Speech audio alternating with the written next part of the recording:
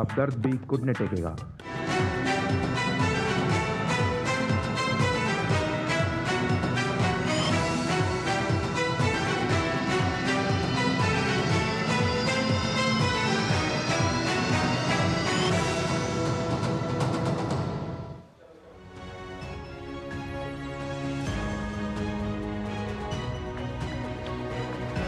नमस्कार, news night में आप सभी का स्वागत है। मैं हूं निखिल सिंह और न्यूज नाइट में हम के खबरों के पिटारे में दुनिया भर की तमाम विशेष खबरों को लेकर तो हम हाजिर हुए ही हैं। साथ ही साथ आपको बताएंगे कि G7 समिट किस तरह से भारत के लिए उसने सफलता का एक नया परचम लिखा है और प्रधानमंत्री नरेंद्र मोदी जब इस G7 समिट से वापस स्वदेश लौट चुके हैं तो आखिर क्या कुछ टेक अवेज रहे हैं इस समिट की भारत के लिए। इसके साथ ही साथ मोदी सरकार 3.0 किस तरह से घरेलू मोर्चे पर भी लगातार काम करने के लिए उत्सुक है और 18 तारीख को प्रधानमंत्री नरेंद्र मोदी अपने संसदीय क्षेत्र वाराणसी जाएंगे तो किसानों को आखिर क्या तोहफा वो देने वाले हैं वो भी हम आपको न्यूज नाइट में बताएंगे। साथ ही साथ बात करेंगे दिल्ली में जल संकट की, किस तरह से त्राही त्राही मची हुई है दिल्ली में, लेकिन सड़कों पर इसको लेकर सियासत जारी है। और जब बात सियासत की होगी तो बात पश्चिम बंगाल की भी होगी, जहां पर चुनाव बाद हिंसा को लेकर टीएमसी और बीजेपी आमने सामने है। इसको लेकर के एक सांसदों की समिति गठित की है जेपी नड्डा ने, जो पश्चिम बंगाल जाएगी और अपनी रिपोर्ट सबमिट करेगी बीजेपी के अध्यक्ष को। आखिर क्या है ये पूरा मैटर, इसको भी हम आपको बताएंगे, लेकिन सबसे पहले देखते हैं क्या है न्यूज नाइट की हेडलाइंस। प्रधानमंत्री नरेंद्र मोदी की सफल दिल्ली यात्रा, G7 समिट के महत्वपूर्ण वैश्विक मंच पर पीएम मोदी ने भारत का दृष्टिकोण किया साझा। नई पीढ़ी के लिए बेहतर दुनिया के निर्माण के लक्ष्य को बढ़ाते हुए पीएम ने कहा, तकनीक बने सभी के लिए सुलभ। सम्मेलन में दिखी भारत इटली के मजबूत संबंधों की झलक।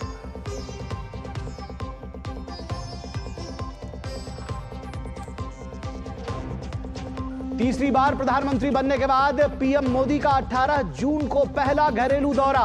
अपने संसदीय क्षेत्र वाराणसी में देश के किसानों को देंगे बड़ी सौगात। पीएम किसान के तहत लगभग 20,000 करोड़ रुपए की 17वीं किस्त करेंगे जारी। कृषि मंत्री शिवराज सिंह चौहान ने दी जानकारी।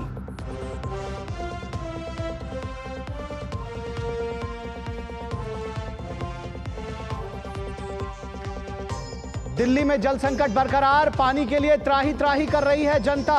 टैंकर के सहारे है दिल्ली की जनता। वहीं इंडिया गठबंधन में रहने वाली पार्टी कांग्रेस ने भी अब आप के खिलाफ खोला मोर्चा।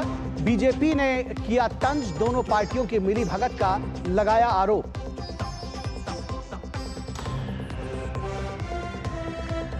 भाजपा करेगी पश्चिम बंगाल में चुनाव के बाद हुई हिंसा की जांच। भाजपा के राष्ट्रीय अध्यक्ष जेपी नड्डा ने गठित की टीम। त्रिपुरा के पूर्व मुख्यमंत्री बिप्लब कुमार देव के नेतृत्व में टीम करेगी घटनास्थल का दौरा और सौंपेगी रिपोर्ट।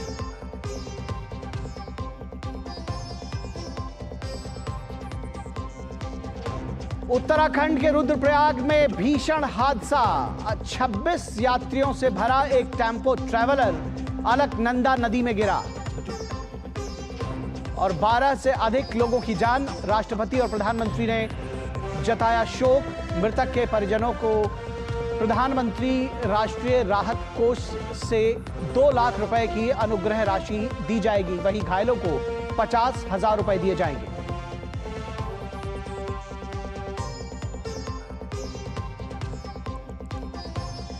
छत्तीसगढ़ के अबूझमाड़ में सुरक्षा बलों ने 8 नक्सलियों को मार गिराया। 4 जिलों की पुलिस ने संयुक्त अभियान में मिली ये सफलता। मुठभेड़ में एसटीएफ का एक जवान शहीद, 2 घायल।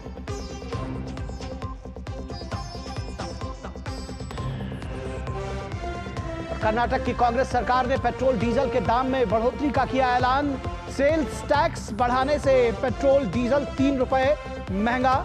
बेंगलुरु में अब पेट्रोल के लिए 103 रुपए 84 पैसे प्रति लीटर और डीजल के लिए 88 रुपए 93 पैसे प्रति लीटर चुकानी होगी कीमत।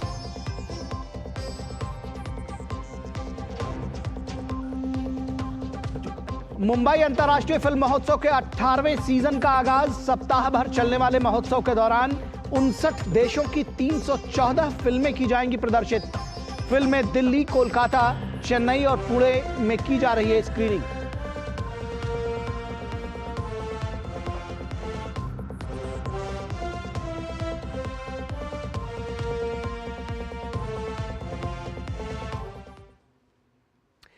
तो सबसे पहले बात, प्रधानमंत्री नरेंद्र मोदी की इटली सफल यात्रा किस तरह से रही। G7 की यात्रा के बाद वो स्वदेश लौट आए हैं।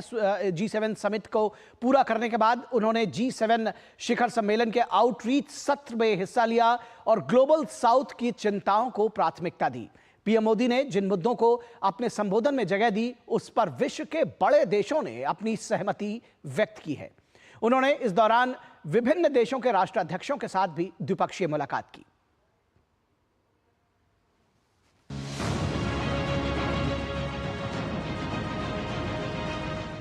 तीसरी बार प्रधानमंत्री पद संभालने के बाद इटली की पहली विदेश यात्रा पर पीएम मोदी के नेतृत्व की वहां मौजूद सभी राष्ट्राध्यक्षों ने प्रशंसा की। एक के बाद एक तमाम राष्ट्राध्यक्षों से द्विपक्षीय मुलाकातों के दौरान उन्होंने पीएम मोदी को बधाइयां दी, जिसके बाद पीएम मोदी ने सभी के प्रति अपना आभार व्यक्त किया। द्विपक्षीय मुलाकातों के दौरान बातचीत का सिलसिला सिर्फ बधाई तक ही सीमित नहीं रहा, बल्कि घरेलू, क्षेत्रीय और वैश्विक मुद्दों से जुड़े मामलों पर भी पीएम मोदी ने जो रणनीति तय की, उस पर सभी ने अपनी सहमति व्यक्त की। फिर चाहे वो हिंद प्रशांत के क्षेत्र का मुद्दा हो या फिर सभी के हितों से जुड़ा AI, ऊर्जा, पर्यावरण का मुद्दा हो। G7 के मेजबान देश इटली की प्रधानमंत्री जियोर्जिया मेलोनी के साथ पीएम मोदी की मुलाकात काफी खास रही। उन्होंने भारत को जो प्रमुखता दी, वो तस्वीरों के माध्यम से साफ देखी जा सकती है। दोनों नेताओं ने कई मुद्दों पर विस्तार से बात की, जिनमें वैश्विक जैव ईंधन गठबंधन के अंतर्गत समन्वय पर ध्यान देने के साथ ही ऊर्जा पारागमन में सहयोग के लिए आशय पत्र पर हस्ताक्षर का स्वागत किया गया। यह स्वच्छ और हरित ऊर्जा में द्विपक्षीय सहयोग को बढ़ावा देगा। उन्होंने विज्ञान और प्रौद्योगिकी में संयुक्त अनुसंधान और विकास को बढ़ावा देने के लिए 2025 से लेकर 2027 के लिए सहयोग के नए कार्यकारी कार्यक्रम पर भी प्रसन्नता जताई। पीएम के साथ द्विपक्षीय मुलाकात करने वालों में ब्रिटेन के प्रधानमंत्री ऋषि सुनाक, जापान के प्रधानमंत्री फूमियो किशिदा, यूक्रेन के राष्ट्रपति वोलोडिमीर ज़ेलेंस्की और फ्रांस के राष्ट्रपति इमैनुअल मैक्रों शामिल रहे। इन सभी मुलाकातों के दौरान वैश्विक पटल पर भारत के उभरते प्रभाव को रेखांकित किया गया, जिसमें प्रमुख रूप से प्रौद्योगिकी के क्षेत्र में दुनिया में बढ़ते भारत के प्रभाव के साथ सभी ने जुड़ने की इच्छा जाहिर की। पीएम ने भी G7 शिखर सम्मेलन के आउटरीच सत्र में कहा था कि प्रौद्योगिकी को सफल बनाने के लिए उसे मानव केंद्रित दृष्टिकोण के साथ तैयार किया जाना चाहिए। इस संदर्भ में उन्होंने सार्वजनिक सेवाओं की डिलीवरी के लिए डिजिटल प्रौद्योगिकी का लाभ उठाने में भारत की सफलता का उल्लेख किया। दुनिया में इस समय जो उथल पुथल चल रही है, इन सारे हालातों में केवल एक ही देश है भारत, जो अगले 5 वर्षों के लिए स्टेबल दिखता है पॉलिटिकली और स्टेबल दिखता है इकोनॉमिक ग्रोथ से। बाकी जितने G7 के देश हैं, वहां पे बाइडन हो गए, ऋषि सुनक हो गए, मैक्रोन हो गए, श्लॉस हो गए, इन सब की अपने देश के अंदर ही अपनी हालत खस्ता है। ऐसे में भारत एक स्टेबल पोटेंशियल इन्वेस्टमेंट एरिया है, सबसे बड़ी पॉपुलेशन है दुनिया की, सबसे बड़ी मार्केट है, सबसे तेज इकोनॉमिक ग्रोथ है। प्रधानमंत्री ने भारत में ऊर्जा परिवर्तन संबंधी कार्यों पर विस्तार से चर्चा करते हुए कहा कि उसका दृष्टिकोण उपलब्धता, पहुंच, किफायत एवं स्वीकार्यता पर आधारित है। उन्होंने कहा कि भारत साल 2070 तक नेट जीरो यानी शून्य कार्बन उत्सर्जन के लक्ष्य को हासिल करने की दिशा में काम कर रहा है। उन्होंने भारत के मिशन लाइफ का उल्लेख करते हुए वैश्विक समुदाय से विश्व पर्यावरण दिवस पर वृक्षारोपण अभियान एक पेड़ मां के नाम अभियान में शामिल होने और इसे व्यक्तिगत दिलचस्पी एवं वैश्विक जिम्मेदारी के साथ एक जन आंदोलन बनाने का आह्वान किया। आउटरीच सत्र की सबसे महत्वपूर्ण बात यह रही कि प्रधानमंत्री ने ग्लोबल साउथ और विशेष रूप से अफ्रीका की चिंताओं को प्राथमिकता देने का आह्वान किया। उन्होंने याद दिलाया कि यह भारत के लिए सम्मान की बात है कि उसकी अध्यक्षता में G20 के स्थायी सदस्य के रूप में अफ्रीकन यूनियन को शामिल किया गया। Bureau report, DD news. और अब बात दिल्ली के जल संकट की। आपने रहीम की वो बात जरूर सुनी होगी, बिन पानी सब सून। और आजकल दिल्ली के हालात भी कुछ ऐसे ही है कि जहां बिन पानी सब सून। और पानी के लिए दिल्ली की जनता त्राही त्राही कर रही है, लेकिन आरोप प्रत्यारोप और सियासत जारी है। खास बात है कि इस सियासत से दोस्ती का दम भरने वाली आम आदमी पार्टी और कांग्रेस के बीच एक बार फिर से इसने दरार लाने का काम किया है। क्या है यह पूरी सियासत और क्या है यह पूरा जल संकट? देखिए ये रिपोर्ट। बूंद बूंद पानी को तरस रही दिल्ली की जनता है टैंकर के भरोसे। पानी का संकट बरकरार, लेकिन सियासत जोरों पर। दिल्ली की सड़क पर कांग्रेस का मटका फोड़ प्रदर्शन। पानी की किल्लत पर आपके खिलाफ मटका फोड़ प्रदर्शन। दिल्ली में जल संकट से हाहाकार मचा हुआ है, लेकिन इसी दिक्कत ने चंद दिनों पहले दोस्ती का दम भरने वाली दो राजनीतिक दलों के बीच खाई लाने का काम किया है। दिल्ली की सड़कों पर मटका फोड़ प्रदर्शन करती ये वही कांग्रेस है जो लोकसभा चुनाव में आम आदमी पार्टी के साथ थी, लेकिन चुनाव परिणाम आने के बाद सियासी तस्वीर बदलती नजर आ रही है।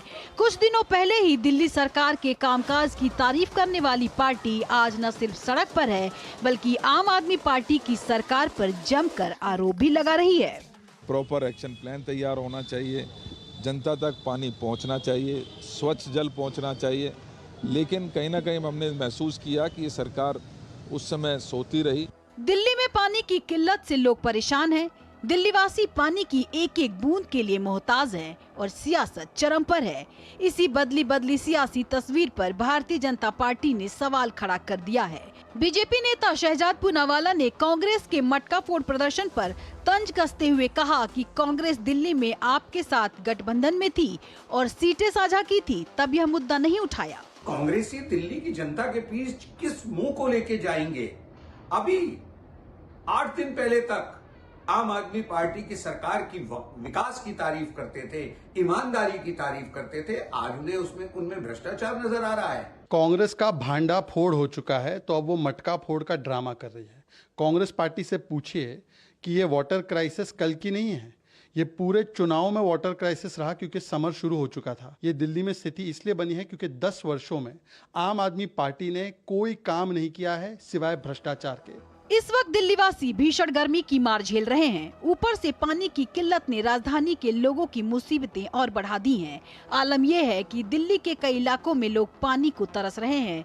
सिर्फ यही नहीं, जहां पानी आ भी रहा है वहां गंदा आ रहा है।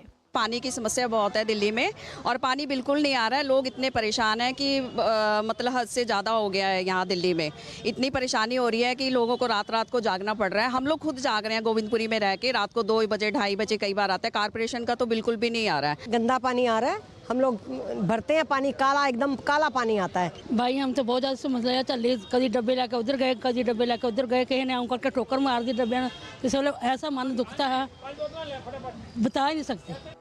दिल्ली वासियों की परेशानी में भाजपा लगातार साथ है। भाजपा की दिल्ली इकाई के कार्यकर्ताओं ने दिल्ली की जल मंत्री आतिशी के आवास के बाहर मटका लेकर प्रदर्शन किया और पानी की समस्या सुलझाने में दिल्ली सरकार पर नाकाम रहने का आरोप लगाया। जनता को पानी की बूंद बूंद से तरसना पड़ रहा है। जो जल बोर्ड का मंत्रालय दिल्ली सरकार के आने से पहले 700 करोड़ के फायदे में था, आज वो 63,000 करोड़ रुपए के घाटे में है। दिल्ली के कई इलाकों में टैंकरों में पानी भरने के लिए लोगों की लंबी कतारें देखने को मिल रही हैं और टैंकर आते ही लोग उस पर टूट पड़ते हैं। दिल्ली की जल मंत्री आतिशी ने पानी की कमी के मुद्दे पर दिल्ली जल बोर्ड और शहरी विकास विभाग के वरिष्ठ अधिकारियों के साथ समीक्षा बैठक की। दरअसल दिल्ली में डिमांड और सप्लाई के बीच बड़ा अंतर है, ऐसे में दिक्कत आना तय है। पानी के लिए त्राही त्राही कर रही दिल्ली की जनता को राहत कब मिलेगी और कैसे मिलेगी, ये सवाल बरकरार है। दिल्ली से गिरीश निशाना और अजीत द्विवेदी के साथ ब्यूरो रिपोर्ट, दूरदर्शन न्यूज। तो पानी के लिए त्राही त्राही कर रही दिल्ली की जनता को कब राहत मिलेगी और कैसे राहत मिलेगी, ये एक बड़ा सवाल है। क्योंकि ये जो संकट है वो आज से नहीं बल्कि पिछले 10 वर्षों से बरकरार है, या ये कहा जाए कि 3 दशकों से यूं तो ये संकट बरकरार है, लेकिन पिछले कुछ वर्षों में ये संकट गहराया है। और किस तरह से संकट ये पूरा गहराया है, आखिर क्या है ये दिल्ली का जल संकट, इसको भी समझने की जरूरत है। बिन पानी सब सून दिल्ली में गहराया है जल संकट। कई इलाकों में पानी के लिए त्राही त्राही। अभी आपने हमारी रिपोर्ट देखी जिसमें जनता कह रही है कि रात में 2-2:30 बजे उठकर वो पानी का टैंकर से पानी भरने के लिए जाते हैं। मामला सुप्रीम कोर्ट तक गया है, लेकिन इस संकट का कोई समाधान नहीं निकला, क्योंकि सुप्रीम कोर्ट ने भी कहा कि वो इसके लिए कोई अपने आप को ये नहीं समझती है कि वो ये संकट को निकालेगी। सुप्रीम कोर्ट ने आप सरकार से साफ कहा कि वो इस मामले में अपर यमुना रिवर बोर्ड में जाए और वहां पर अपने मामले को रखे। और कोर्ट ने साफ तौर पर कहा कि दिल्ली सरकार मानवीय आधार पर अन्य राज्यों से पानी की मांग करे और ये उसका ही मैटर है, ये वो स्वयं देखे कि किस तरह से वो इस मामले को निपटाएगी। दिल्ली जल बोर्ड के अनुसार दिल्ली को प्रतिदिन 129 करोड़ गैलन पानी की जरूरत होती है, प्रतिदिन 129 करोड़ गैलन।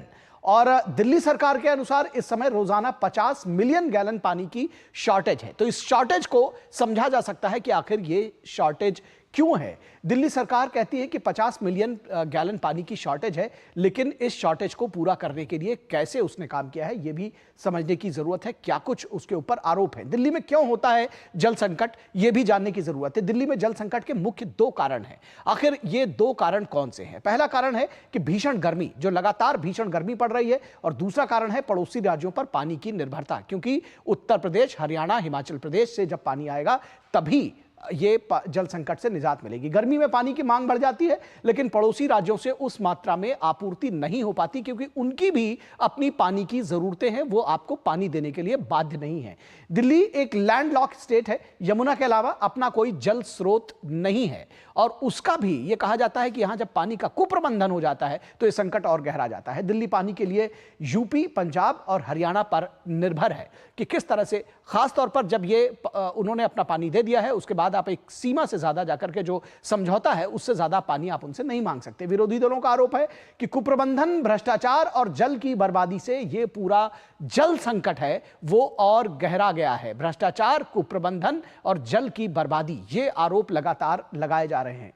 विरोधी दलों का आरोप है कि विफलता छुपाने के लिए राजनीति का सहारा ले रही है केजरीवाल सरकार। दरअसल ये जो पूरा ड्रामा क्रिएट किया गया है, जिसको कहते हैं सियासी प्रहसन, वो इसलिए है क्योंकि राजनीतिक विफलता को छिपाया जा सके, ये कहना है जो विपक्षी दल है कांग्रेस और बीजेपी का।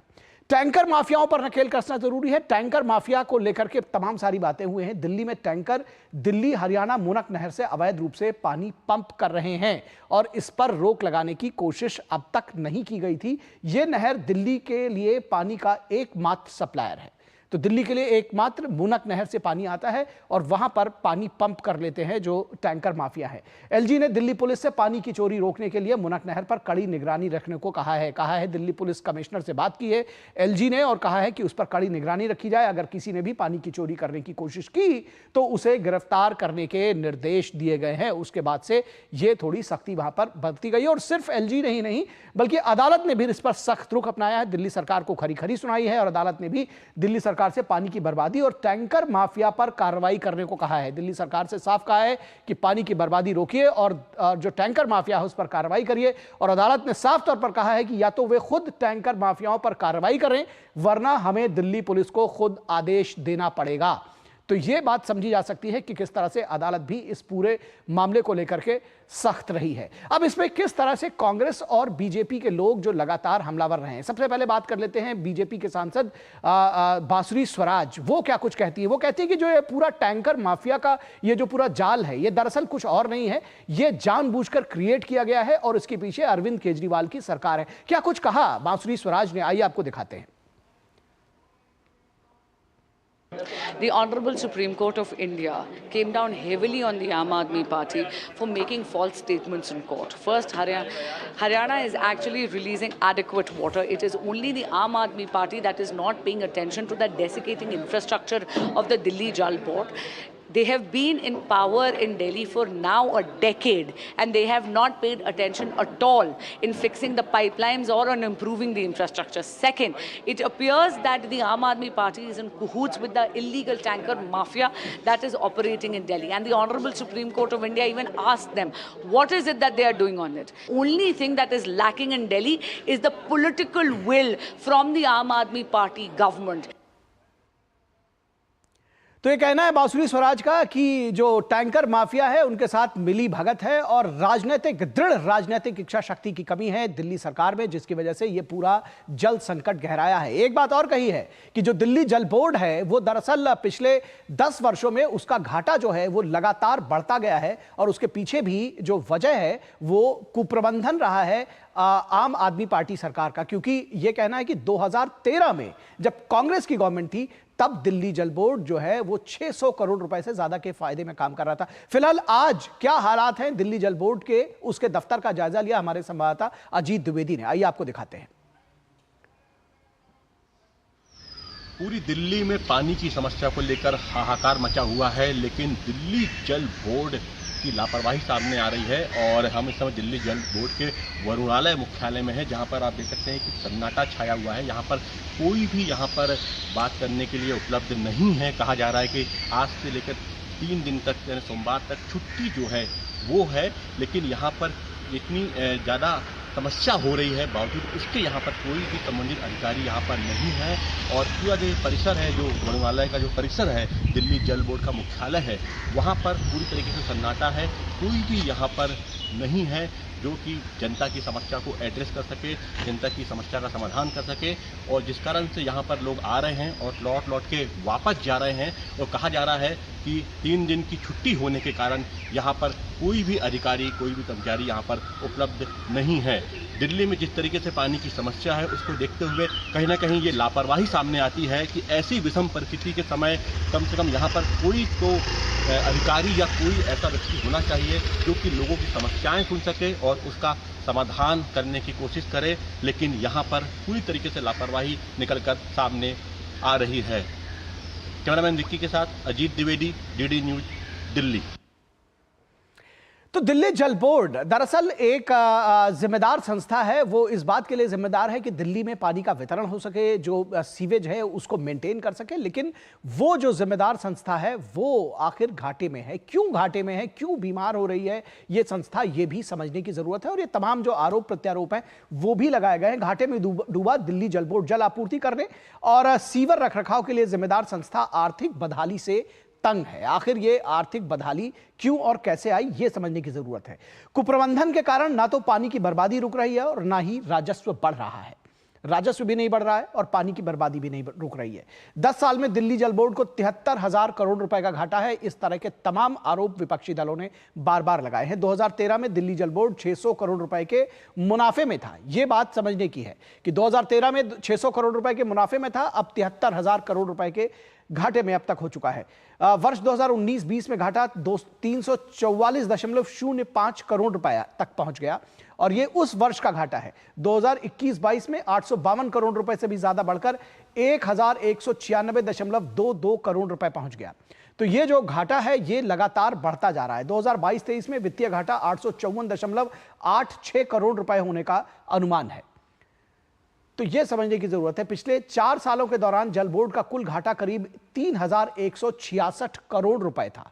तो 4 सालों में 3,166 करोड़ रुपए इन केवल पिछले 4 वर्षों में दिल्ली जल बोर्ड अपने घाटे पर नियंत्रण करने में असमर्थ होता हुआ नजर आ रहा है, क्योंकि एक बार जब यह घाटे में डूबा है तो लगातार हर बार यह और घाटा खा रहा है। वन टाइम सेटलमेंट स्कीम के तहत 11.7 लाख लोगों का पानी का बकाया बिल माफ किया गया है। वन टाइम सेटलमेंट किया है, जलकर माफ किया गया था। विपक्षी दलों का आरोप है कि जलकर की माफी से दिल्ली जल बोर्ड घाटे में गया। जो 11.7 लाख लोगों का जो माफ किया गया, 27,64,000 उपभोक्ताओं में से 11.7 लाख लोगों के पानी के बिलों का बकाया करीब 5,737 करोड़ रुपए। तो जो पानी का बकाया था वो 5700 करोड़ रुपए से ज्यादा। जल बोर्ड में उपभोक्ताओं की संख्या हर साल बढ़ रही है, लेकिन रेवेन्यू में यह बढ़ोतरी ना के बराबर है, क्योंकि जब लोक लुभावन योजनाएं हैं तो उसका घाटा भी जल बोर्ड को उठाना पड़ रहा है। दिल्ली जल बोर्ड का फंड रिलीज ना करने के लिए कि दिल्ली सरकार के आरोप लगाए। दिल्ली सरकार ने कहा कि दिल्ली जल बोर्ड का जो फंड है वो वित्त विभाग रिलीज नहीं कर रहा है, लेकिन और इसको लेकर के दिल्ली सरकार ने सुप्रीम कोर्ट में याचिका दाखिल कर 300 करोड़ रुपए के बकाये की मांग की थी।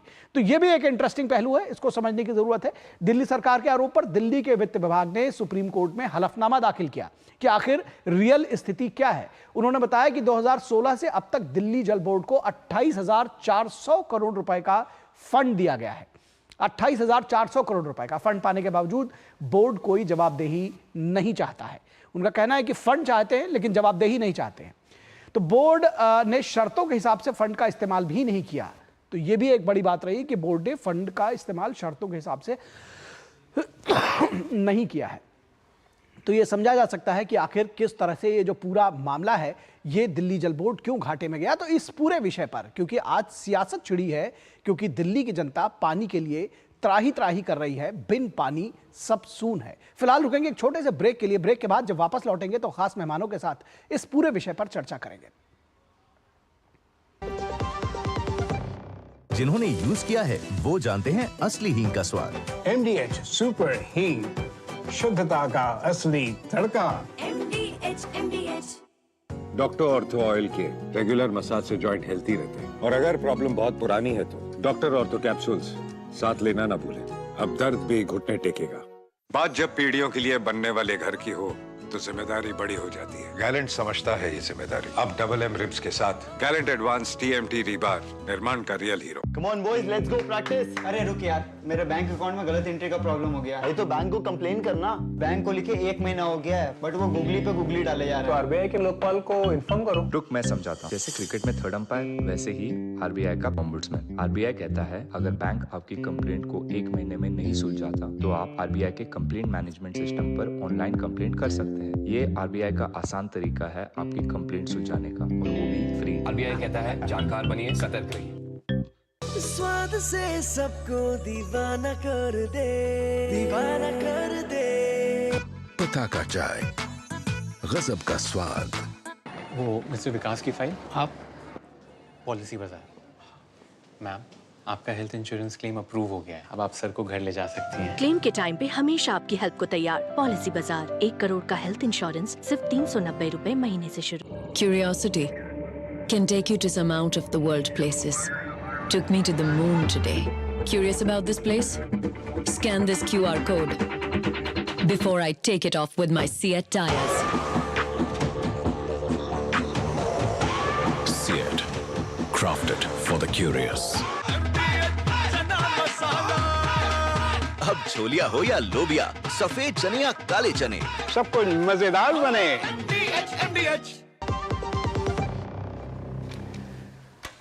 स्वागत है आपका ब्रेक के बाद, और हम चर्चा कर रहे हैं दिल्ली के जल संकट की। आखिर क्यों त्राही त्राही मची हुई है पानी के लिए और बूंद बूंद को तरस रही है दिल्ली की जनता। इस पूरे विषय पर बातचीत करने के लिए हमारे साथ स्टूडियो में खास मेहमान मौजूद हैं, लेकिन हम इस पर जो आज का हमारा विशेष है वो यही है, दिल्ली जल संकट। आप कांग्रेस में खींची तलवारें, तो ये भी सियासत का एक हिस्सा है, ये भी समझने की जरूरत है, और यही आज का हमारा विशेष है कि दिल्ली जल संकट, आप कांग्रेस में खींची तलवारें।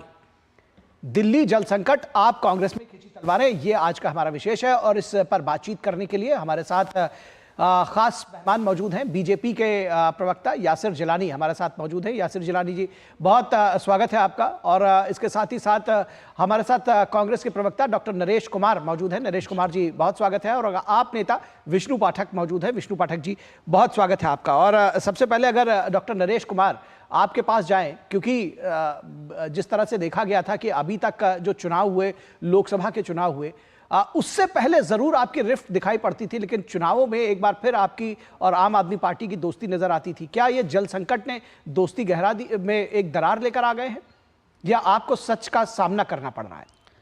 देखिए निखिल जी, मैं आपके चैनल के माध्यम से दिल्ली की जनता का शुक्रिया अदा करता हूँ कि कांग्रेस को उन्होंने बार बार मौका दिया है उनकी सेवा करने का, और हमारी भी ड्यूटी बनती है कि जब दिल्ली के लोग किसी भी चीज़ से महरूम रहे, त्रस्त हों, तो कांग्रेस दिल्ली सबसे पहले आए, उनके लिए खड़ी हो। आज दिल्ली की जनता पानी के लिए त्राहिमाम कर रही है और हम लोग अपने घरों में बैठे रहें तो हमें खुद ये बात कचोटती है कि जिस जनता ने हमें बार बार सेवा करने का मौका दिया, आज उस जनता के लिए, पानी के लिए हमें आगे आना चाहिए। इसीलिए दिल्ली प्रदेश कांग्रेस कमेटी के अध्यक्ष के नेतृत्व में आज हमने 280 ब्लॉक है हमारे, उस पे हमने मटका फोड़ प्रदर्शन किया है और हमने एक बात चेताई है और बताया है कि हमारी एक पुरानी कहावत थी, आ बैठ पी पानी, तीनों चीज मोल नहीं आनी। एक तरफ तो पानी मोल दिया जा रहा है और दूसरी तरफ पानी गंदा दिया जा रहा है और तीसरी तरफ पानी मिल ही नहीं रहा है। आज आप ये बताइए, हम शर्मसार हैं कि जो दिल्ली हमने कांग्रेस पार्टी ने छोड़ा था, जिस दिल्ली को दिल्ली जल बोर्ड फायदे में था, आज 75,000 करोड़ के घाटे में है और 58% की लीकेज है। आज कुप्रबंधन, आप ये बताइए, गर्मी में 46-47 डिग्री टेम्परेचर है तो पानी की खपत ज्यादा होगी, खपत ज्यादा होगी तो उसका कोई ना कोई आपको पहले से प्रबंधन करना चाहिए था। 58% लीकेज जब हो रही है तो अब भैया क्या करोगे, यही तो मैं आपको कहना चाहूंगा। और तीसरी बात, दिल्ली के एलजी का आपने जिक्र किया, दिल्ली के एलजी क्यों नहीं हरियाणा के मुख्यमंत्री से बात करते, क्यों नहीं उत्तर प्रदेश के मुख्यमंत्री से बात करते। इससे पहले जब दिल्ली में कांग्रेस की सरकार होती थी तो हम पड़ोसी राज्यों के मुख्यमंत्रियों से बात करते थे और समर प्लान का हम एक्शन प्लान करते थे, क्या क्या करना है, कितनी हमारी कमी रहेगी और कितना उसका हमें करना है। अगर समर प्लान का एक्शन प्लान तो आपको आम आदमी पार्टी से भी पूछना चाहिए, एक बात। दूसरी बात यह है कि जिस तरह से मैंने ये भी कहा था कि ये अब जो अन्य राज्य हैं जितना समझौता है उतना तो देंगे, उसके बाद उनके राज्यों की भी अपनी जरूरत है, तो आप कोई प्रेशर नहीं डाल सकते किसी के ऊपर। फिलहाल मैं बीजेपी के प्रवक्ता यासिर जिलानी के पास आऊंगा। यासिर जिलानी जी, आपको लगता है कि ये समय पर कदम अगर इसका उठाया गया होता, ठीक से प्रबंधन किया गया होता, तो आज ये स्थिति ना आती? देखिए, मुझे बहुत अफसोस है क्योंकि आज दिल्ली वाले एक तरीके से बूंद बूंद पानी के लिए तरस रहे हैं। पूरी दिल्ली में डाउनटाउन का इलाका हो, पॉश इलाका हो, लुटियंस का इलाका हो, साउथ दिल्ली तो त्राहिमाम मचा हुआ है, पानी कहीं नहीं। कांग्रेस के प्रवक्ता कैसे कह सकते हैं इस तरह की बात, जिन लोगों ने अभी गलबैयां करी है, 15 दिन तक पहले तक ये गलबैयां कर रहे थे, तब आपको ये समझ में नहीं आया था कि ये वो लोग हैं जिन। और एक चीज समझ लीजिए, भारतीय जनता पार्टी पहले दिन से कह रही है कि पानी को लेके भ्रष्टाचार की पराकाष्ठा है जल बोर्ड के अंदर, इसमें संलिप्त है इनके एमएलए, इनके नेता। अभी जो आज का उदाहरण है इंद्रपुरी के बुद्ध विहार का, जहां पे 35 हजार रुपए दे के इलीगल कनेक्शन डायरेक्ट जल बोर्ड के पाइप में दिया गया है, इस पे कांग्रेस ने कभी अपना आत्मचिंतन, आत्ममंथन किया है? अपने अंदर झांक के देखा है कि सिर्फ 7 सीटों के लालच में, जो आपको कभी मिलनी नहीं थी दिल्ली में, उस चक्कर में आपने अपनी जो एक तरीके से कांग्रेस पार्टी का एक जो चरित्र था उसको गिरा के इनसे हाथ मिला दिया, इन भ्रष्टाचारियों से जिन्होंने दिल्ली को बर्बाद कर दिया।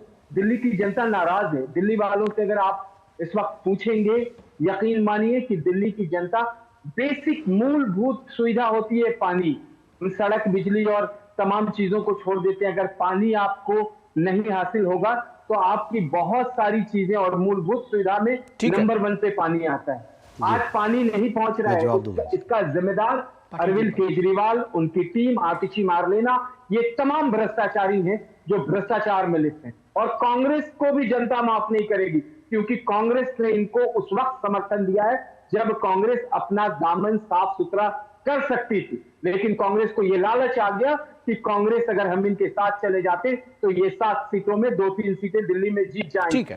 जबकि दिल्ली की जनता ने इन्हें चुनाव में सबक सिखाया और दिल्ली की जनता, दिलवाली जो जनता है, वो इंतजार कर रही है कि विधानसभा होने दीजिए, उसमें इनको चारों खाने। ठीक है। डॉक्टर नरेश से इसका जवाब ले, उससे पहले विष्णु पाठक जी के पास आते हैं। विष्णु पाठक जी, आपके ऊपर देख रहे हैं किस तरह का आरोप है कि 10 वर्षों में आपके कुप्रबंधन, भ्रष्टाचार और टैंकर माफिया की मिली भगत के साथ में क्या से क्या हो गया। 600 करोड़ रुपए के फायदे में जो हुआ करता था दिल्ली जल बोर्ड, वो आज हजारों करोड़ के घाटे में है आखिर। और ये सबसे खास बात है कि यह आरोप सिर्फ बीजेपी नहीं लगा रही, बल्कि आपके जो कांग्रेस के साथी हैं, जो आपके साथ अभी 15 दिन पहले जैसे कि बीजेपी के प्रवक्ता कह रहे हैं कि वो गलबहियां कर रहे थे, आज वही वो आरोप लगा रहे हैं। कैसे जवाब देंगे? आप सत्ताधारी दल हैं दिल्ली में।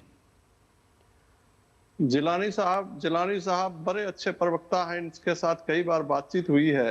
और बहुत धारा प्रवाह बोल दी। अब जिलानी साहब ये बताएं कि दिल्ली में पानी का उत्पादन है कहीं से? हिमाचल सुप्रीम कोर्ट जाना पड़ा दिल्ली सरकार को, और ये आपदा है। ये आपदा है कि इस बार हीट वेव मतलब वर्षों बाद हुआ है, या ऐसा कभी नहीं हुआ था दिल्ली में या उत्तर भारत में। तो पानी की समस्या है। दूसरी बात है कि कांग्रेस के जो नेताजी हैं वो कह रहे थे कि हमारे टाइम में आप ये बताइए कि उस टाइम में पानी सप्लाई का पहुंच कहां कहां था? मैं बस पश्चिमी दिल्ली के जिस कॉलोनी में रहता हूं, यहाँ का पानी सप्लाई तब शुरू हुआ, या इस एरिया के नजफगढ़ एरिया में जो अनऑथराइज कॉलोनी है, पानी के सप्लाई तब शुरू हुआ है जब यहाँ आम आदमी पार्टी की सरकार बनी है। तो उस समय में और इस समय में जो पानी वाटर सप्लाई था 2013 से पहले, उससे कम से कम 4 गुना 5 गुना ज्यादा दिल्ली के लोगों को पानी उपलब्ध करवाया जा रहा है। टैंकर माफिया तो उस टाइम में था, और उससे पहले भारतीय जनता पार्टी की सरकार थी। यासर जिलानी जी से पूछिए। दूसरी बात है कि हरियाणा में किस साजिश के तहत, देखिए ये आपदा है, यहाँ कांग्रेस बीजेपी आम आदमी पार्टी की, ये दिल्ली के ऊपर देखिए गर्मी, देखिए ये बात बार बार कह रहे हैं आप लोग, साधन नहीं है। विष्णु पाठक जी ये बात बार बार आप लोग ये कह रहे हैं कि आपदा है। अगर आपदा आपके लिए भी है तो आपदा दूसरे राज्यों के लिए भी है। वो अपने जो जितना समझौता है उससे ज्यादा पानी आपको क्यों देंगे? आपको पहले से इसके बारे में सोच के रखना चाहिए। और दूसरे के ऊपर आरोप लगाकर आप इसलिए नहीं बच सकते क्योंकि आप रूलिंग डिस्पेंसेशन है, पिछले 10 वर्षों से आप सत्ता में। हिमाचल की सरकार ने कहा कि हम पानी देंगे और हिमाचल सरकार त्वरित एक्शन ले रही, लेकिन हरियाणा में जो भारतीय जनता पार्टी की सरकार, हिमाचल की सरकार ने भी जब अपने यहाँ जाके पूछा तो उन्होंने कहा भैया हमारे यहाँ पानी नहीं है, आप सुप्रीम कोर्ट में कह के आ गए हैं। तो वो दूसरे दिन उन्होंने पलट भी गए। उन्होंने कहा कि हमारे राज्य के लोगों की जरूरत है, आप अपडेट होइए थोड़ा। आप विष्णु पाठक जी इस तरह से बात मत करिए, अपडेट होइए थोड़ा। हिमाचल प्रदेश ने वापस मना कर दिया। मैं बड़ी जिम्मेवारी से आरोप लगा रहा हूं कि भारतीय जनता पार्टी की सरकार हरियाणा में पानी की चोरी करवा रही है। दिल्ली के हिस्से के पानी को नहीं पहुंचने दिया जा रहा है, और ये आपदा है। नहीं देखिए हर बार में ये चोरी नहीं आए पानी दिल्ली में पिछले 10 वर्षों से। और जो ये दिल्ली जल बोर्ड का संकट है उस पर क्या कहेंगे? दिल्ली जल बोर्ड का जो संकट है 600 करोड़ रुपए के फायदे में था कांग्रेस के समय तक, उसके बाद ये हजारों करोड़ के घाटे में, उसमें कौन सी आपदा आ गई?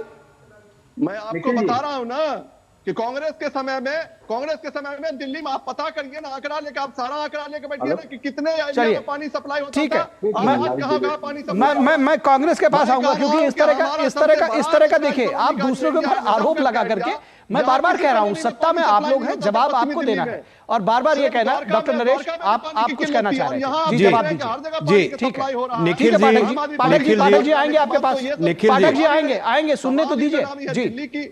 वन वे ट्रैफिक मत बनाइए। निखिल जी, सबसे पहले तो मैं जिलानी जी की बात का जवाब देता हूं कि उन्होंने बड़ी हमदर्दी जताई है हमसे, मैं उसका शुक्रिया अदा करता हूं। पर छाल तो बोले, छल्ली भी क्या बोले जिसमें 72 छेद। अरे जिलानी जी थोड़ा बहुत पढ़ लिख के आया करो। भारतीय जनता पार्टी थी आंध्रा के अंदर, अब की बार किसके साथ अलायंस करके लड़ रही थी? पिछली बार उनका किसके साथ अलायंस था?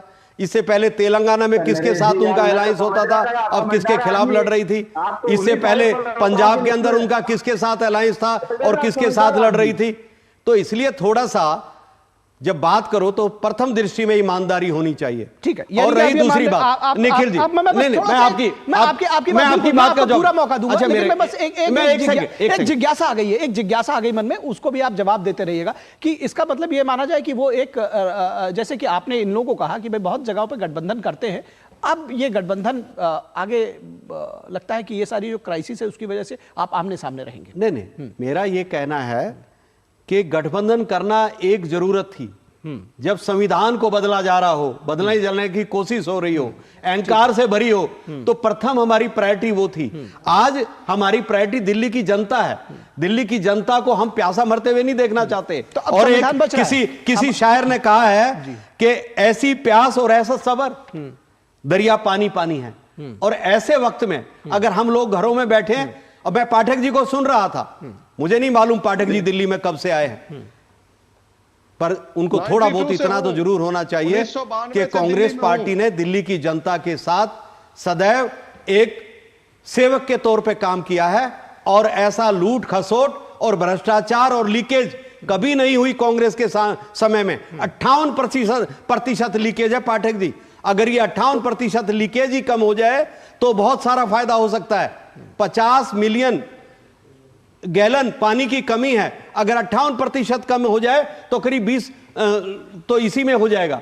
तो इसलिए मेरा यह कहना है कि आदमी बात वो करे कि जिसका जवाब हो, जिसका जवाब ना हो वो बात नहीं करनी चाहिए। आज दिल्ली की जनता त्राईमाम कर रही है, पानी उनको चाहिए, पानी देना चाहिए। और आज 10 साल के बाद भी अगर आप कांग्रेस को दोष देंगे, जिस तरीके से मोदी जी कह रहे 70 साल, तो भैया 10 साल क्या कर रहे हो आप? ठीक है, दोष उनको नहीं दिया जा रहा है जो 10 साल से सत्ता में है, उनसे सवाल पूछे जाएंगे और पूछे जाते रहेंगे। फिलहाल मैं चाहूंगा कि यासिर जिलानी जी आप कुछ कमेंट कर रहे थे। जी, पानी की किल्लत है दिल्ली में, मैं मानता हूं पानी की किल्लत, और सरकार और सरकारी तंत्र व्यवस्थित करने। ठीक है, आपकी बारी आएगी, सरकारी तंत्र व्यवस्थित करना आपका काम है, इसीलिए सवाल आपसे पूछे जाएंगे विष्णु पाठक जी, आप उससे बच नहीं सकते। और दूसरों को कहकर कि जी ये नहीं कर रहे हैं, ये वो नहीं कर रहे हैं, ये कोई जवाब नहीं होता। कम से कम मुझे ऐसा लगता है देश की जनता भी इसको देख रही है। यासिर जिलानी साहब, वो भी वीडियो जारी होगा, पानी की चोरी करवाई भारतीय जनता पार्टी की सरकार, दिल्ली को डिस्टर्ब करने के लिए इनकी सरकार। बोलने तो दीजिए पाठक जी, करवा रही है। अरे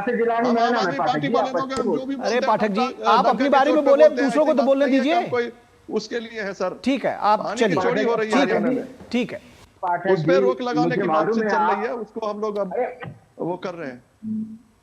चलिए जिलानी साहब, मुझे मालूम है कि आप उस आदमी के बारे में बैटिंग कर रहे हैं जो आदमी जेल में है। मुझे मालूम है आप बड़े ईमानदारी से आम आदमी पार्टी के लिए आप काम करते रहे हैं, संघर्ष करते रहे हैं।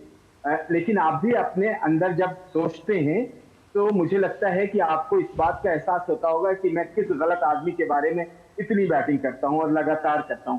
अच्छी बात है, लेकिन मुझे देखिए, ये दिल्ली जो है ना, अदब की, इज्जत की और लोगों से प्यार मोहब्बत के लिए जानी जाती है, क्योंकि दिल्ली के लोगों को दिलवाले इसलिए नहीं कहा जाता है, दिल्ली के लोग। लेकिन अगर दिल्ली के लोग एक बार उनके मिजाज के अलग कोई बात जाती है तो वो शहंशाहों को भी उन्होंने उखाड़ फेंका है। और जो ये अभी स्वयंभू शहंशाह एक 10 साल से जो शीश महल बना के रह रहे हैं, उनके उखड़ने का समय दिल्ली की जनता ने। ठीक है, आपको पॉइंट आ गया। अगर कांग्रेस के प्रवक्ता का जवाब देने दीजिए। हाँ, जल्दी से थोड़ा जल्दी। जी, कांग्रेस के प्रवक्ता को मैं कह दूं कि आप भी थोड़ा, जो कांग्रेस की बड़े लीडर हैं उनकी तरह आप भी व्हाट्सएप यूनिवर्सिटी के ज्ञान को लेकर भरोसा मत करिए। आपका इतिहास इतना काला है कि उसको अगर उस पर चर्चा की जाए तो 2-2.5 घंटे निकल जाएंगे।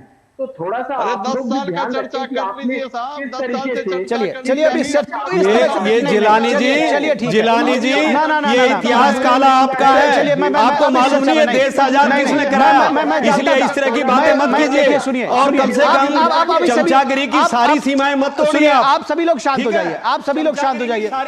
नहीं, आप सभी लोग शांत हो जाइए, क्योंकि सुनिए doctor Naresh, doctor doctor Naresh शांत हो जाइए, डॉक्टर नरेश शांत हो जाइए। मैं ये कह रहा हूं, अरे सुन तो लीजिए, सुन तो, ये कांग्रेस पार्टी की देन है डॉक्टर, संविधान बना। अरे सुनिए डॉक्टर नरेश, संविधान खतरे में नहीं है, संविधान सुरक्षित है, मैं ये भी बता दूं।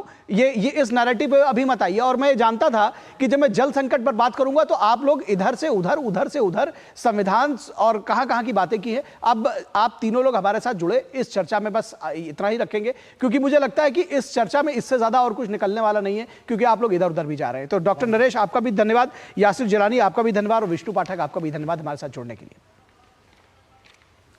और यहां रुकेंगे एक छोटे से ब्रेक के लिए, कहीं मत जाइएगा, जल्द हाजिर होंगे। ब्रेक के उस पार भी ढेर सारी खबरें हैं। लाल रंग इसका अपार, तीखा कम है फिर भी स्वाद, बेमिसाल MDH Kashmiri. MDH Kashmiri.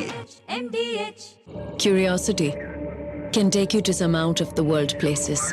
Took me to the moon today. Curious about this place? Scan this QR code before I take it off with my Seat tires. Seat, crafted for the curious. देखो यार, जिंदगी का कोई भरोसा नहीं, पता नहीं कब फोटो पे हार चढ़ जाए और फैमिली का फ्यूचर, बच्चों की पढ़ाई खतरे में पड़ जाए। तो आज ही पॉलिसी बाजार से 1 करोड़ का टर्म लाइफ इंश्योरेंस कराओ, सिर्फ 525 रुपए महीने से शुरू। मैं क्या जी, सब जानते हैं, जहां दिखे मारियो, अपना समझ के खा लियो। बढ़िया है, प्राकृतिक हल्दी, मिर्ची, धनिया। नहीं, मिर्ची, धनिया, हल्दी, MDH। मसाले सच MDH। ब्रेक के बाद एक बार फिर आप सभी का स्वागत है। और प्रधानमंत्री नरेंद्र मोदी 18 जून को वाराणसी में पीएम किसान के तहत लगभग 20,000 करोड़ रुपए की 17वीं किस्त जारी करेंगे। केंद्रीय कृषि एवं किसान कल्याण मंत्री शिवराज सिंह चौहान ने बताया कि प्रधानमंत्री 3,000 से अधिक स्वयं सहायता समूहों को कृषि मंडियों के रूप में प्रमाण पत्र भी प्रदान करेंगे। प्रधानमंत्री नरेंद्र मोदी 18 जून को अपने संसदीय क्षेत्र वाराणसी के दौरे में देश के किसानों को एक बड़ी सौगात प्रदान करेंगे। तीसरी बार प्रधानमंत्री बनने के बाद अपने सबसे पहले कार्यक्रम में पीएम किसान की बहुप्रतीक्षित 17वीं किस्त 20,000 करोड़ रुपए से अधिक की राशि 9 करोड़ 3 लाख लाभार्थी किसानों को प्रधानमंत्री द्वारा वाराणसी से बटन के एक क्लिक से वितरित की जाएगी। केंद्रीय कृषि एवं किसान कल्याण मंत्री शिवराज सिंह चौहान ने नई दिल्ली में एक संवाददाता सम्मेलन में ये जानकारी दी। 18 जून को प्रधानमंत्री श्रीमान नरेंद्र मोदी जी 9 करोड़ 3 लाख किसान भाई बहनों के खाते में लगभग 20,000 करोड़ रुपए की राशि डालेंगे, हस्तांतरित करेंगे और उस दिन अन्नदाताओं की खुशहाली के साथ विकसित भारत के संकल्प की सिद्धि का श्री गणेश हो रहा है।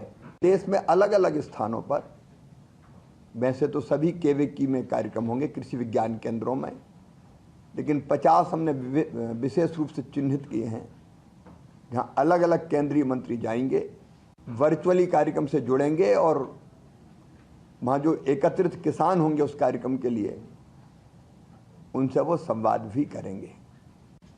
लगभग 2 करोड़ किसान फिजिकली और वर्चुअली इस कार्यक्रम में सम्मिलित होंगे।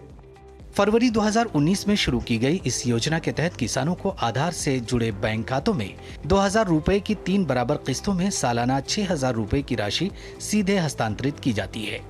केंद्र सरकार ने देश भर में 11 करोड़ से अधिक किसानों को 3.04 लाख करोड़ रुपए से अधिक की राशि वितरित की है।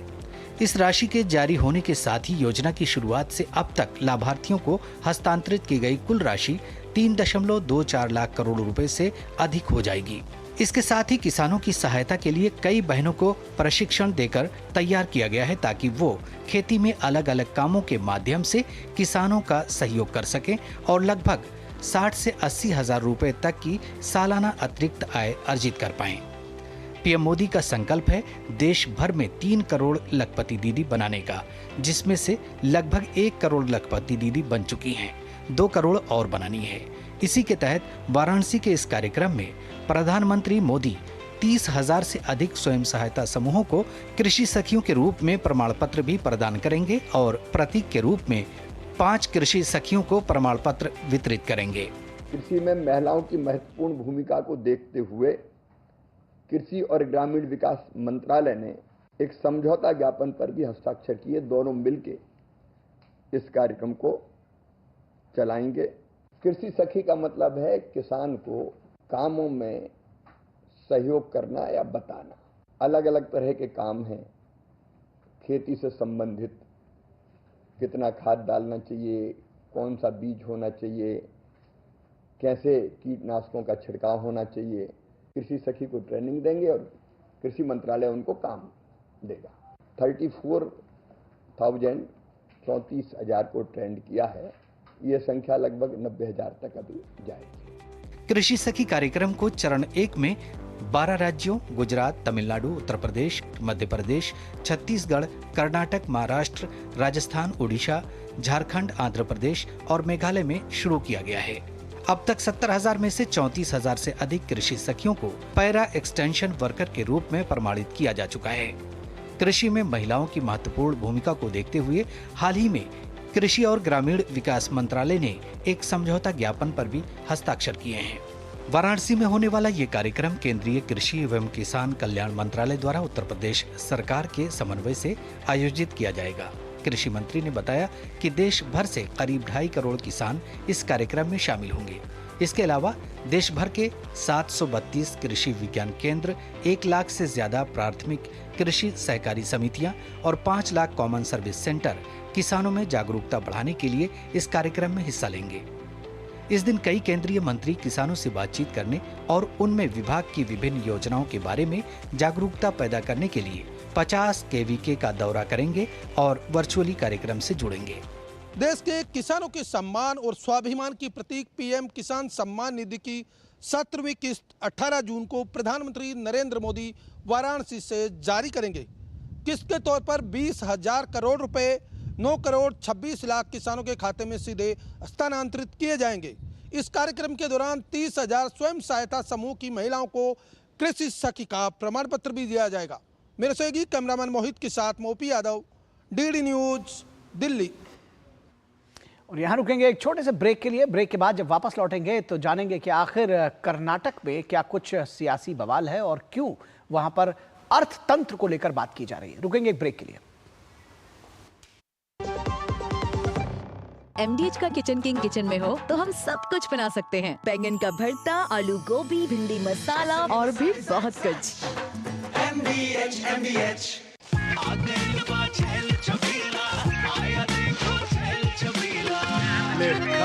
अच्छा भैया, मेरी गाय को भी अपने हाथों से चारा खिला दो। अरे खिलाई देते हैं। हमारी गाय भैया। क्या हो गया? पूरा का पूरा गांव यहाँ आ गया। अच्छा भैया, किसी हाथ से चारा खिलाते हो? तभी तो आपके गाय भैंसों की ब्याज सबसे ज्यादा है। अरे पगले, ये चमत्कार इस हाथ का नहीं, हाथ में जो कपिला पशु आहार है उसका है, जो पशुओं की सेहत अच्छी रखता है और ब्याज भी बढ़ाता है। ले जाओ।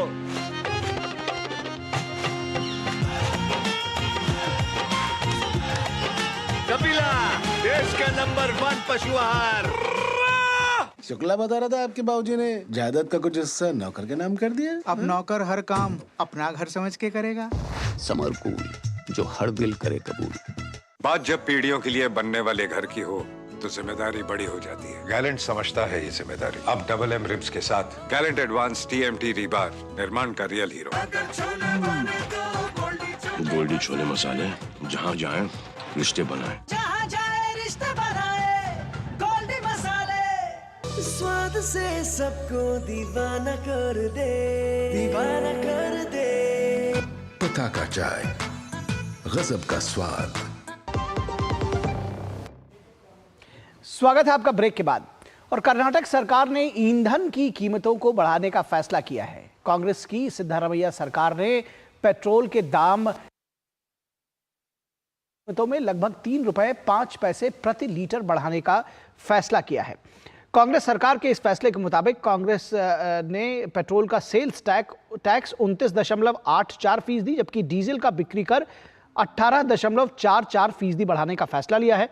इस फैसले के असर के बारे में पेट्रोलियम डीलर्स एसोसिएशन ने बताया कि कर्नाटक में तत्काल प्रभाव से पेट्रोल की कीमतें लगभग 3 रुपए, जबकि डीजल की कीमत 3 रुपए 5 पैसे बढ़ जाएगी।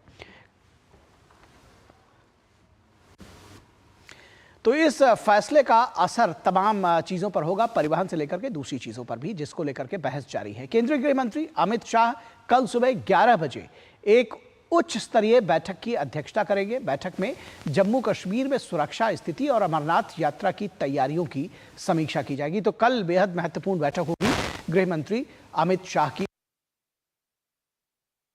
सुरक्षा स्थिति और अमरनाथ होगी। और यहां रुकेंगे एक छोटे से ब्रेक के लिए। आप कहीं मत जाइएगा, जल्द हाजिर होंगे।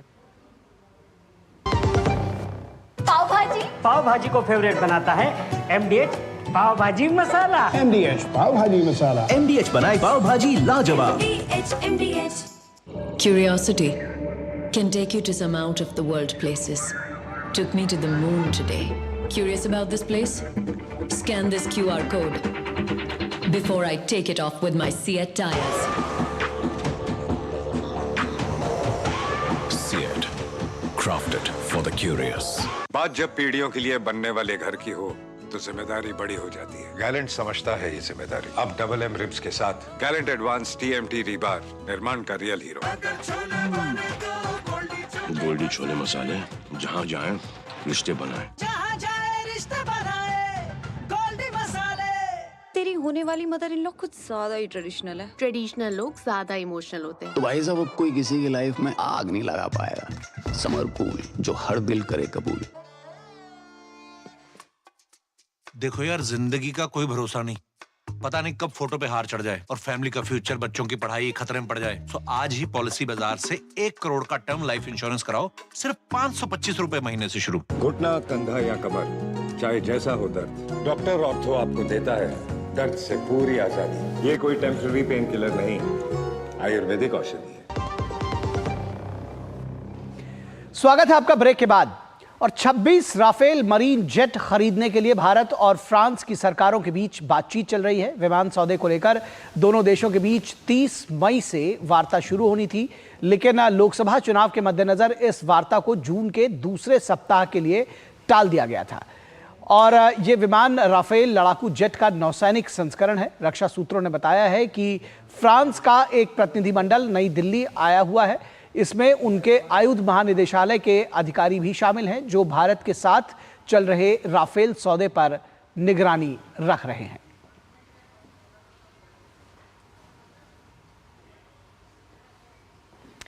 तो न्यूज नाइट के आज के अंक में बस इतना ही, लेकिन चलते चलते आपको छोड़े जाएंगे देश की कुछ अन्य महत्वपूर्ण खबरों के साथ, जिन्हें देखिए आप फटाफट अंदाज में। हमें दीजिए इजाजत, नमस्कार।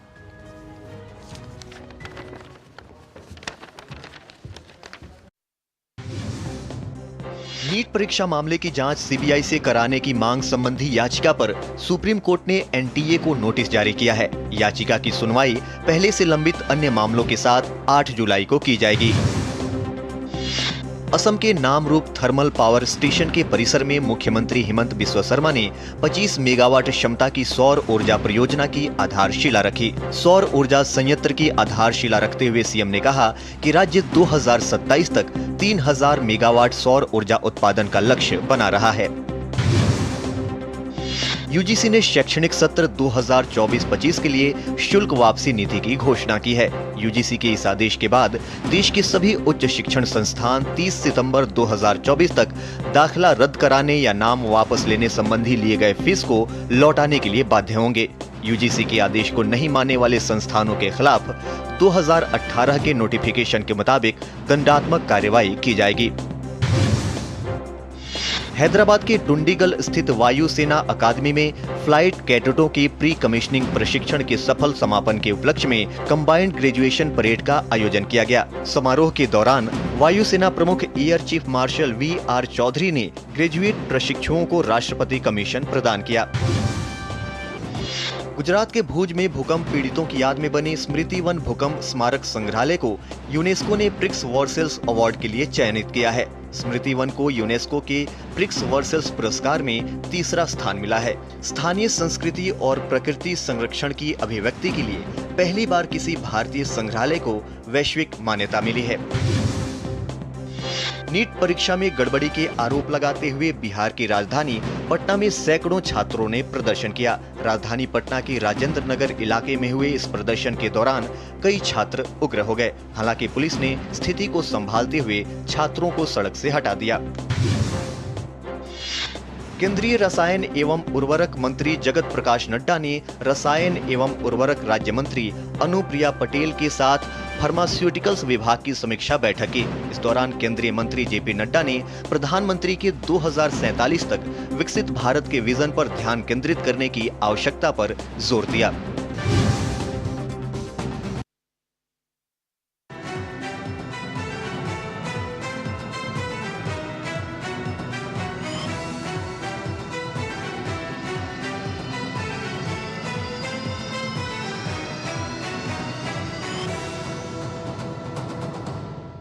न्यूज नाइट के प्रायोजक थे MDH, बढ़िया है, शुद्ध है। MDH मिर्ची, धनिया, हल्दी, असली मसाले, सच। MDH गैलेंट एडवांस रबर, निर्माण का रियल हीरो। और डॉक्टर ऑर्थो आयुर्वेदिक ऑयल और कैप्सूल, अब दर्द भी घुटने टेकेगा।